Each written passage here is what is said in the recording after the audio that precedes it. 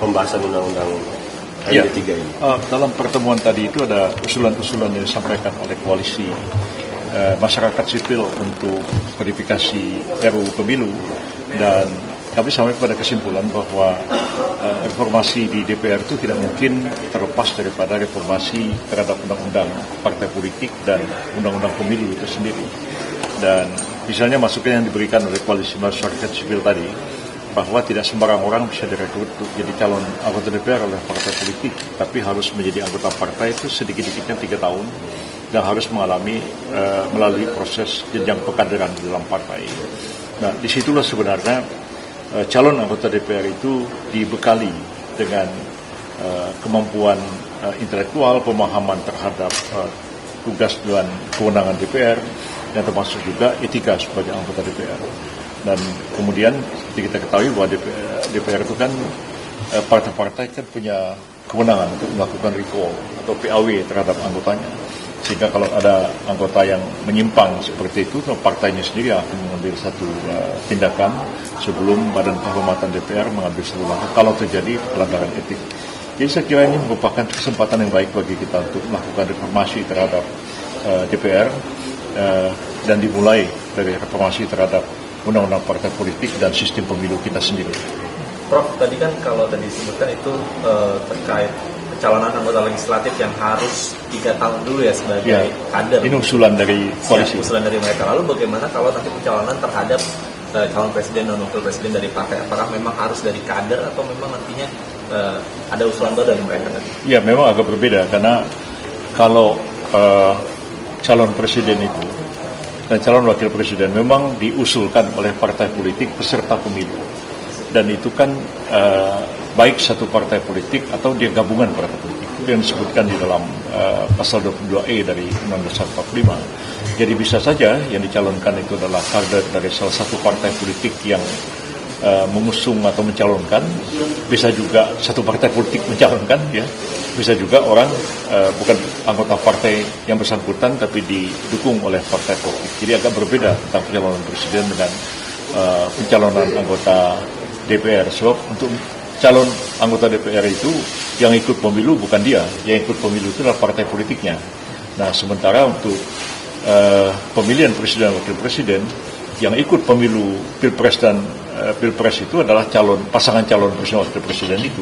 Partai hanya mengusulkan atau mencalonkan dia ke KPU, dan kalau memenuhi syarat dia ditetapkan sebagai calon untuk ikut dalam pertarungan pilpres itu sendiri. Jadi memang agak berbeda antara calon anggota DPR dan calon presiden dan wakil presiden. Pak, permintaan koalisi tadi untuk percepatan pembahasan undang-undang pemilu dan diambil oleh pemerintah sebagai saran dari koalisi tadi itu supaya ini diambil alih oleh pemerintah, dan memang ini sudah disepakati dalam prolegnas, tapi siapa yang akan menjadi pengambil inisiatifnya, apakah DPR ataukah pemerintah?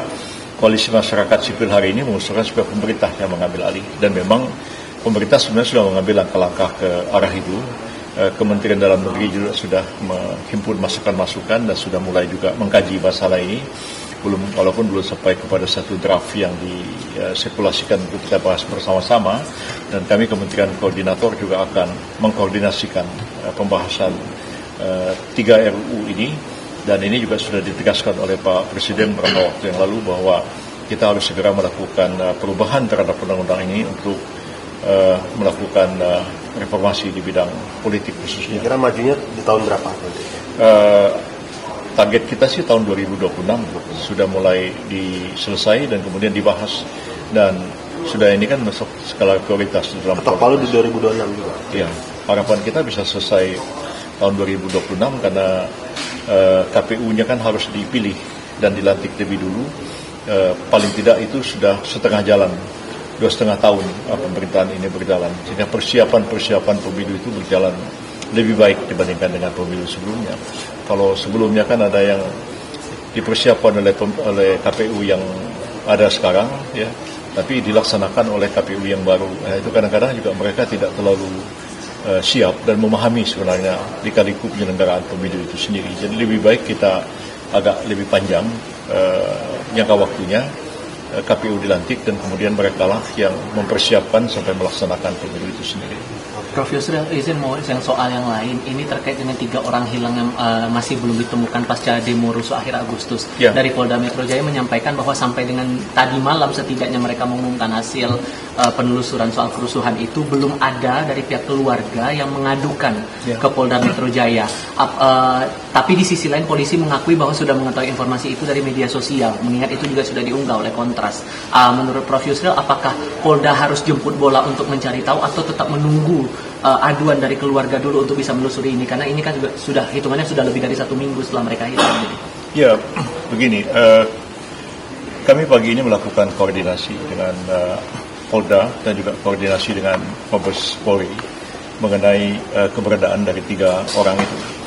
Tentu nama-namanya kan sudah dimiliki oleh kepolisian dan juga sudah disebut-sebut oleh Kontras dengan 3 orang yang hilang itu.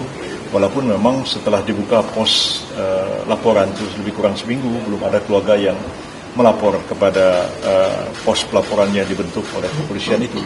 Tapi berdasarkan juga pemberitaan media, polisi sebenarnya sudah berkewajiban untuk mencari keberadaan yang bersangkutan. Tapi kita juga menghimbau sebenarnya supaya kalau memang yang bersangkutan itu ada, tapi tidak diketahui di mana keberadaannya, supaya cepat-cepat juga memberitahu kepada masyarakat, baik melalui kepolisian ataupun melalui media massa, supaya tidak timbul kesan bahwa mereka itu hilang. Kan kalau kita ikuti perkembangannya, ketika terjadi demonstrasi yang berujung kerusuhan itu kan banyak sekali jumlah orang yang hilang, bahkan diduga penghilangan paksa, tapi kemudian kan akhirnya cuma 3 orang. Jadi kadang-kadang yang lain-lain itu yang nggak ketemu itu mesti juga harus segera mengumumkan di mana keberadaannya, supaya tidak menimbulkan kegelisahan bagi keluarga dan juga bisa digoreng-goreng ke sana kemari. Hal seperti ini lebih baik kita himbau kepada mereka yang hilang yang 3 orang itu segera untuk melaporkan diri kalau memang sekiranya mereka dalam keadaan sehat walafiat dan bebas. Tapi kalau misalnya mereka betul-betul hilang tanpa jejak, keluarga juga memang melaporkan, tapi polisi juga akan mencari keberadaan mereka. Dan kami sudah melakukan koordinasi hari ini untuk memfollow up mereka yang sampai hari ini disangka hilang itu. Mudah-mudahan ya bisa ditemukan segera. Termasuk koordinasi dengan Kapolri juga terakhir? Ya, sudah. Dengan Wakapolri kita juga koordinasi. Soal follow up dari tuntutan dari tokoh-tokoh saat bertemu dengan Presiden tanggal 11 kemarin yang membentuk tim investigasi khusus, kemudian tim reformasi kepolisian, apakah ada follow up juga dari Presiden? Karena kabarnya ada kepres yang sudah disiapkan. Saya belum tahu sampai hari ini, karena memang pada waktu ada pertemuan itu Pak Lukman Hakim Saifuddin mengatakan bahwa Pak Presiden sudah setuju. Walaupun saya dan Pak Menteri Agama masih bertanya-tanya juga, karena memang tidak eksplisit dia mengatakan setuju. Saya mengatakan bahwa itu ide yang baik, yang masuk akal, perlu kita pertimbangkan. Nah, tapi sampai hari ini kita belum menerima arahan dari Pak Presiden apakah akan dibentuk satu tim pencari fakta, gabungan pencari fakta atas demonstrasi yang berujung kerusuhan akhir Agustus yang lalu, ataukah pemerintah memandang keberadaan dari tim yang dibentuk oleh 6 lembaga negara bidang HAM itu apa itu saja, atau akan membentuk yang baru. Itu bukan kewenangan saya, itu kewenangannya daripada Presiden. Karena itu saya tidak berani mendahului beliau. Lebih baik kita tunggu arahan Pak Presiden mengenai masalah ini. Mudah-mudahan dalam waktu tidak terlalu lama akan ada arahan dari beliau, sehingga saya juga dapat mengkomunikasikan kepada publik apakah pemerintah memang memandang perlu membentuk satu tim gabungan pengumpul fakta, ya, seperti yang diusulkan oleh 17+8 ya, termasuk juga oleh Gerakan Hati Nurani yang ketemu Pak Presiden, ataukah cukup dengan satu tim pengumpul fakta, pencari fakta yang dibentuk oleh 6 lembaga negara HAM ini. Kita tunggu aja perkembangannya dari Presiden. Ya. Soal ide tim reformasi kepolisian itu, apakah menurut pemerintah atau menurut Prof secara pribadi sebagai Menko memang seurgent itu untuk diperlukan, atau cukup dari Kompolnas saja sebetulnya juga punya fungsi pengawasan juga terhadap polisi? Ya, tapi Kompolnas kan sebenarnya menjalankan perintah undang-undang. Tapi komisi yang dibentuk oleh Pak Presiden itu mungkin akan lebih jauh daripada Kompolnas.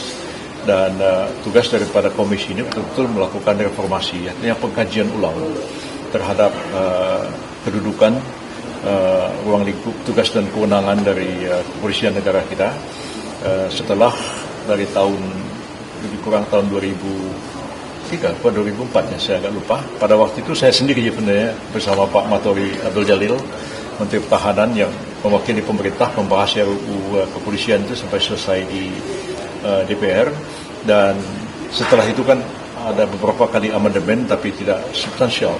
Mungkin undang-undang yang sudah diberlakukan lebih dari 20 tahun itu sekarang sudah harus dievaluasi kembali dengan menyesuaikan keadaan sekarang dan tuntutan dari rakyat untuk melakukan reformasi kepolisian kita.